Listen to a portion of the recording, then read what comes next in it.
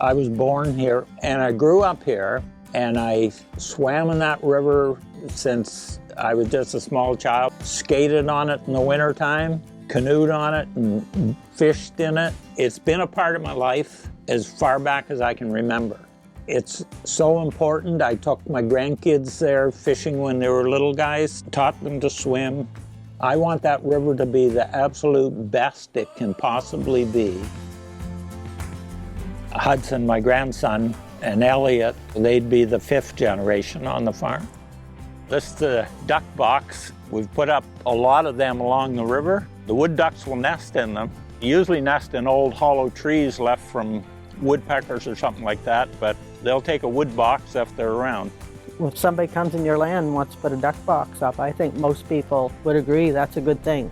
Yeah. That duck nest we had out the road there, the grandchildren, they just love to see it. And I do think we do see other animals around that we may not have seen.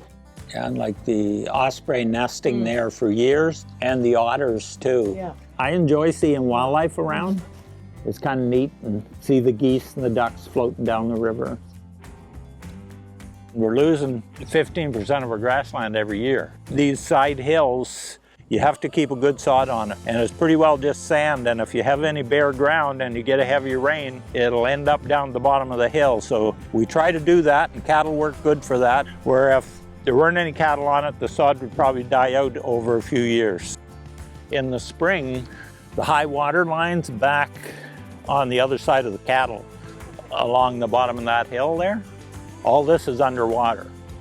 Both the brooks from up in Bloomfield Ridge and up in Passekeag, they both join together and run out through these wetlands. It makes a great filter for any runoff before it enters the river.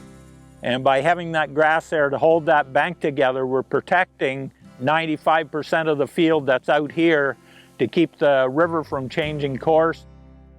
The cattle, just by them being rotated through the pasture, they've increased the amount of grass than what was there before when there hadn't been cattle on it for a while. Large ruminants on the land is good for the land, it's good for the environment.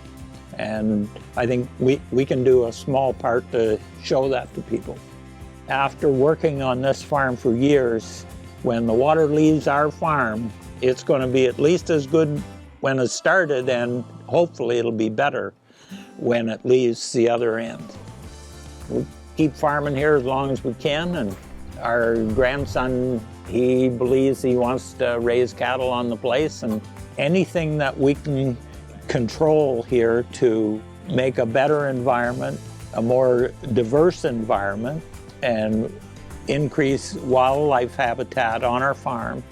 That's what we can do to make it more sustainable. We want to turn it over in as good a shape as we can when he takes over.